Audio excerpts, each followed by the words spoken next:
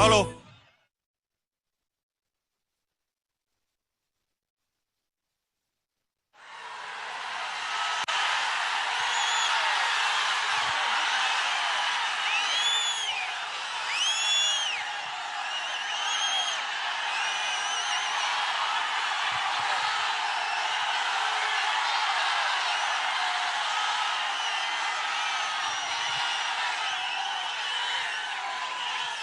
என் நெஞ்சில் குடியிருக்கும்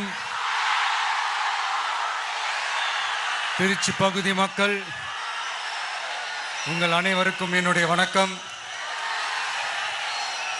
எல்லாரும் எப்படி இருக்கிறீங்க? காலையில் எல்லாரும் சாப்பிட்டீங்களா? ரொம்ப நேரமா வெயிட் பண்றீங்க போல. இந்த சீக்கிரம் முடிச்சிடுறேன். கேஸ் பிரச்சனையெல்லாம் எப்படி இருக்கு? சரியாயிடுச்சா? சால்வ் ஆயிடுச்சா? கேஸ்லாம் புக் பண்ணீங்கன்னா புக் ஆகுதா? இந்த கேஸ் பிரச்சனையினால எவ்வளவு பிரச்சனைகள், எவ்வளவு டீ கடைகள் மூடிட்டாங்க, எவ்வளவு ஹோட்டல்ஸ் மூடிட்டாங்க, இதனால எவ்வளவு கஷ்டங்கள், எவ்வளவு நஷ்டங்கள். அவங்களாச்சும் கொஞ்சம் உஷாரா இருந்திருந்தாங்கன்னா இந்த கேஸ் தட்டுப்பாடை கொஞ்சம் கண்ட்ரோல் பண்ணியிருக்கலாம்.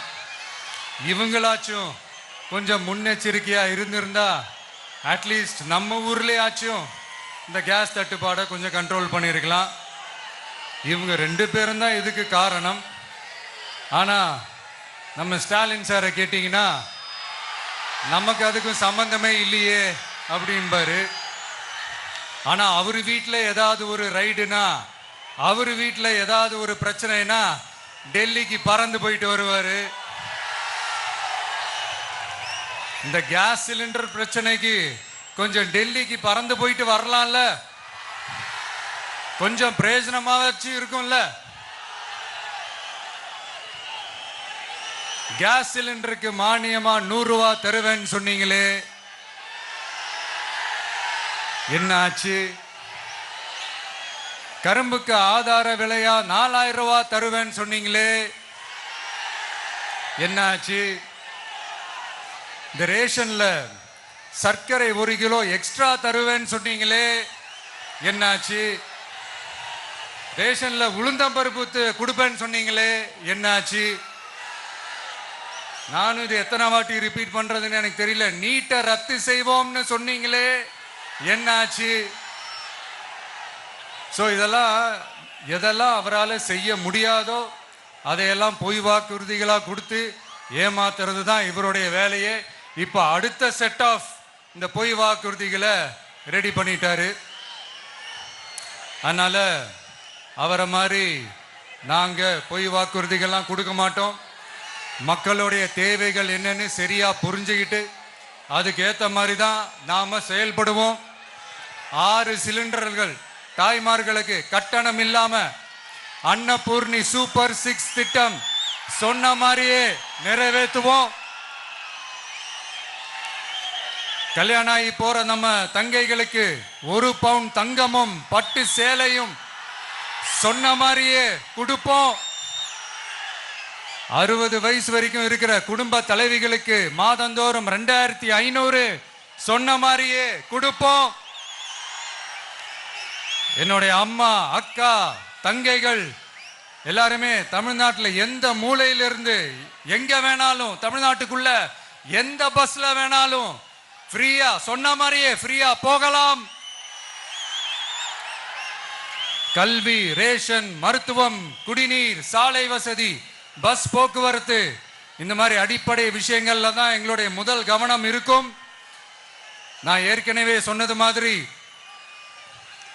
நிறைய கவர்மெண்ட் ஸ்கூல்ல இந்த டாய்லெட் வசதிகள்லாம் சரியா இல்லை, அதை சரிப்படுத்தணும்னு சொன்னோம். உடனே இதெல்லாம் ஒரு பெரிய விஷயமா அப்படின்ட்டு சில அறிவாளிங்க கேட்டாங்க. அந்த அடிப்படை வசதிகள் இல்லாததுனால தான் ஒரு 12th ஸ்டாண்டர்ட் படிக்கிற பொண்ணு ஒரு அவசரத்துக்கு ஒரு காட்டு பக்கம் ஒதுங்கினாங்க. என்னாச்சு? இந்த உலகத்தை விட்டே போயிட்டாங்க. அதுக்கு என்ன காரணம்? இந்த மாதிரி அடிப்படை வசதிகள் இல்லாததான் காரணம். அதனால் என்னுடைய தாய்மார்களே, உங்களுக்கு பாதுகாப்பு இல்லாத இந்த அடிப்படை வசதிகள் கூட செஞ்சு கொடுக்காத இந்த தீய சக்தி திமுக அரசை என்ன பண்ணலாம்? தூக்கி வீசி அறிவோமா? எதுக்கு இப்ப அங்க இங்க சுத்திக்கிட்டு நம்ம ஊருக்கே வருவோம், நம்ம திருச்சிக்கே வருவோம். இங்க ஒரு மந்திரி இருக்கிறாரு, நகராட்சி துறையில வேலை வாங்கி தரதா சொல்லி கோடிக்கணக்கான பணத்தை லஞ்சமா வாங்கிக்கிட்டு தகுதியானவங்களுக்கு எல்லாம் வேலை வாய்ப்பு கிடைக்காத அளவுக்கு பண்ணிருக்கிறாரு. இதெல்லாம் எவ்வளவு பெரிய ஒரு ஏமாத்து வேலை. அதனால நம்ம தம்பி தங்கைகளே, உங்களுக்கு இந்த வேலை வாய்ப்பை பறிச்ச இந்த ஸ்டாலின் சார் சர்க்காரை என்ன பண்ணலாம்? தூக்கி வீசி எறிவோமா? உங்களுக்கு இந்த பாதுகாப்பு இல்லாத, சட்டம் ஒழுங்கு சரியில்லாத இந்த தீய சக்தி திமுக அரசை என்ன பண்ணலாம்? தூக்கி வீசி எறிவோமா? நகராட்சி துறையில மட்டுமே 1000 கோடிக்கு மேல ஊழல்னா அப்ப மத்த துறையில எல்லாம் கொஞ்சம் கணக்கு போட்டு பாருங்க, தலையெல்லாம் சுத்தி போயிடும். நான் கொஞ்ச நாளைக்கு முன்னாடி சொல்லியிருந்தேன், இந்த ஸ்டாலின் சார் டாக்ஸ் அப்படின்ட்டு, இந்த ஜிஎஸ்டி மாதிரி எஸ்எஸ்டி, அதை பத்தி அவங்க வாயை திறக்கலைங்க. என்னமோ அவங்களே ஒத்துக்கிட்ட மாதிரி இருக்குது. ஆமா, இப்படி ஒரு டாக்ஸ் இருக்குது அப்படின்னு அவங்களே ஒத்துக்கிட்ட மாதிரி ஆயிடுச்சு.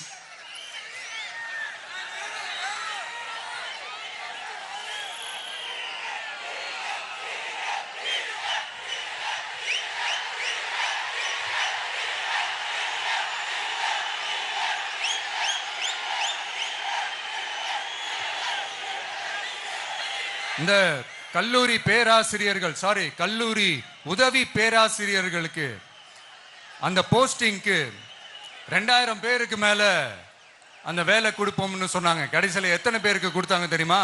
வெறும் 5 பேருக்கு. 2000 எங்க, இந்த 5 எங்க?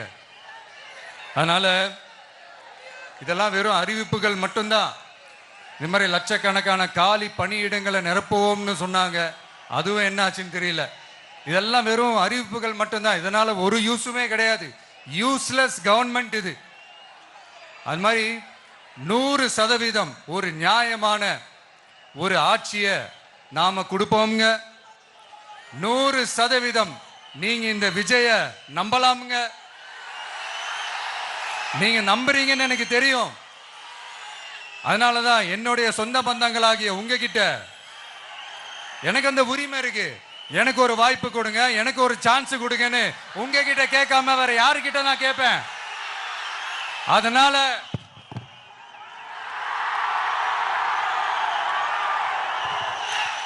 எனக்கு ஒரே ஒரு வாய்ப்பு கொடுங்க.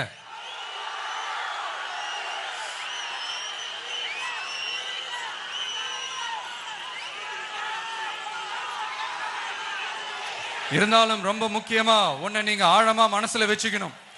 இந்த எலெக்ஷன்ல திமுக ஏலத்தில் எடுத்திருக்கிற கல்லாப்பெட்டி கூட்டணியோட சேர்ந்து, அப்புறம் நாம ஏற்கனவே சொன்னோமே அந்த மற்றும் பலர் கூட்டணின்னு ஒண்ணு இருக்குல்ல, அவங்களோடும் கள்ள கூட்டணி போட்டுக்கிட்டு எல்லாரும் முன்னா சேர்ந்துக்கிட்டு நம்மள உங்க விஜய எப்படியெல்லாம் எதிர்க்கிறாங்கன்னு நான் சொல்லிதான் உங்களுக்கு தெரியணும்னு அவசியம் இல்லை. இந்த கரூர் நிகழ்ச்சி சூழ்ச்சின்னு பலர் சொல்றது மாதிரி நம்ம கடைசி படமான ஜனநாயகன், அதான் நம்ம மனசுக்கு நெருக்கமான உங்க எல்லாரோடும் நமக்கு இருக்கிற பூர்வ ஜென்ம பந்தத்தை இன்னமும் எங்க இறுக்கமா மாத்திடுமோன்னு, எங்க அது இந்த தேர்தலில் நமக்கு மிகப்பெரிய ஆயுதமா மாறிடுமோன்னு ஒரு கூட்டு சூழ்ச்சி, அதோட இன்னும் பல பல சூழ்ச்சிகள். அதனால உங்க மகன், உங்க அண்ணன், உங்க தம்பி, உங்க விஜய் கேட்கிறேன், உங்களுக்காக நீதி கேட்க வந்த எனக்கும் சேர்த்துதான் நீதி வேண்டும். அவங்க கொள்ளையடிக்க இதுவரைக்கும் எப்படி உங்களை ஏமாத்திட்டு இருக்காங்க தெரியுமா? இந்த காங்கிரஸ்ல இருக்கிற சிலரை கையில பணப்பையில போட்டுக்கிட்டு சிறுபான்மை மக்களை ஏமாத்த ஒரு நேரடி பாதி கதர் கூட்டணி, அப்புறம் இந்த மற்றும் பலர் கூட்டணின்னு ஒண்ணு இருக்குல்ல, அதோட டெல்லி ஓனரோட ஒரு கொள்ளைப்புற கள்ள கூட்டணி, அதாவது பாதி காவி கூட்டணி. கொள்கைன்னு ஏமாத்துறாங்க. அதனால இந்த திமுகவையும் நம்பாதீங்க, இந்த பாஜகவையும் நம்பாதீங்க. 2 பேரும் வேற வேற கூட்டணி எல்லாம் கிடையாது, ஒரே கூட்டணி தான். 2 பேரையும் நம்பாதீங்க. இதுல எந்த டவுட்டும் உங்களுக்கு வேணாம். நீங்க திமுகவுக்கு ஓட்டு போட்டாலும் சரி, அந்த மற்றும் பலருக்கு நீங்க ஓட்டு போட்டாலும் சரி, நீங்க யாருக்கு ஓட்டு போடுறதுக்கு சமம்னு நீங்களே புரிஞ்சுக்கோங்க. அதனால இந்த வரப்போற தேர்தலில் டிவிகேக்கு உங்க சப்போர்ட்டியை கொடுங்க. இன்னும் பல வருஷத்துக்கு தமிழ்நாடு சூப்பரா இருக்கும். அப்புறம் நான் ஒரு விஷயத்தை திருப்பி ரிப்பீட் பண்றேன்னு சொல்லி யாரும் தவறா எடுத்துக்க வேணாம். ஏன்னா அது என்னுடைய கடமை. ஒவ்வொரு ஊருக்கும் போய் அதை நான் ரிப்பீட் சொல்லியே ஆகணும். ஏப்ரல் 23ஆம் தேதி சும்மா காலங்காத்தால பக்காவா ரெடி ஆயிட்டு ஓட்டர் ஐடி கார்டை கையில எடுத்துக்கிட்டு முதல்ல பூத்துல போய் நின்னு அந்த விசில் சின்னத்துக்கு நேரா இருக்கிற அந்த பட்டனை ஒரு அழுத்துங்க. உங்க வீட்டுல இருக்கிற ஒவ்வொருத்தரையும் அழைச்சிட்டு போங்க. சப்போஸ் வெளியூர்ல இருந்து இங்க திருச்சியில இருக்கீங்கன்னா, என்னடா ஊருக்கு போய் ஓட்டு போடணுமேன்ட்டு அசால்ட்டா விட்டுறாதீங்க. இப்பவே அட்வான்ஸ் அவங்களுடைய டிக்கெட்டை புக் பண்ணுங்க. இது ஒரு தலைமுறைக்கான ஒரு தேர்தல், உங்களுக்கான தேர்தல். எவ்வளவு பெரிய வசதியான வாழ்க்கையா இருந்தாலும் எல்லாத்தையும் உதறி தள்ளிட்டு உங்களுக்காக மட்டுமே வந்திருக்கிறேன். உங்களுக்காக நன்றி கடன் செலுத்துறதுக்காக மட்டுமே வந்திருக்கிறேன். அத்தனை வழிகளையும் தாங்கிக்கிட்டு உங்களுக்காக மட்டுமே வந்திருக்கிறேன். ஒரு நாளும் பொய் சொல்லி உங்களை நான் ஏமாத்த மாட்டேன். இந்த 4 முனை போட்டி, 40 முனை போட்டின்னு எத்தனை முனை போட்டின்னு வந்தாலும் இங்க 2 முனை போட்டி மட்டும்தான். ஒன்னு டிவிகே, இன்னொன்னு டிஎம்கே. மக்கள் விரோத ஆட்சி நடத்துற ஸ்டாலின் சார் வேணுமா, மக்களை நேசிக்கிற விஜய் வேணுமா?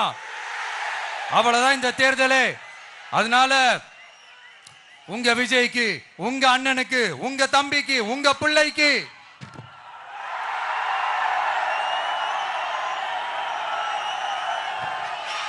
ஒரே ஒரு வாய்ப்பு கொடுங்க. தயவு செஞ்சு விசில் சின்னத்துக்கு ஓட்டு போடுங்க. இது ஒரு விசில் புரட்சி தேர்தலா இருக்கணும். இங்க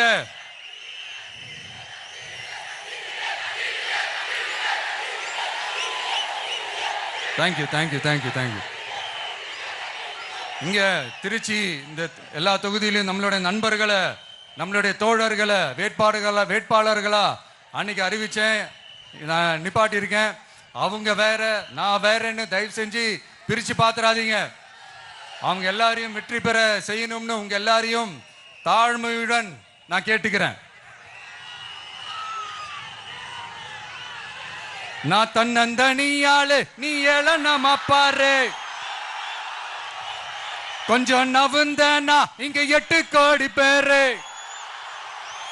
மிரல போது ஸ்டேட்டு எங்க விசில் சத்தம் கேட்டு. நல்லவங்க வாழ நீ விசில் கடி ஓட்ட. கடைசி நம்பிக்கை மக்களை தேடி வருது. அதை இறுக்கி புடிச்சு ஒரு வரலாறு எழுது.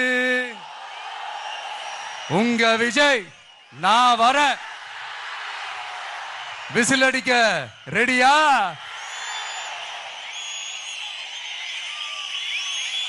கான்பிடண்டா இருங்க. நல்லதே நடக்கும். வெற்றி நிச்சயம். மீண்டும் சந்திக்கும் வரை நன்றி, வணக்கம்.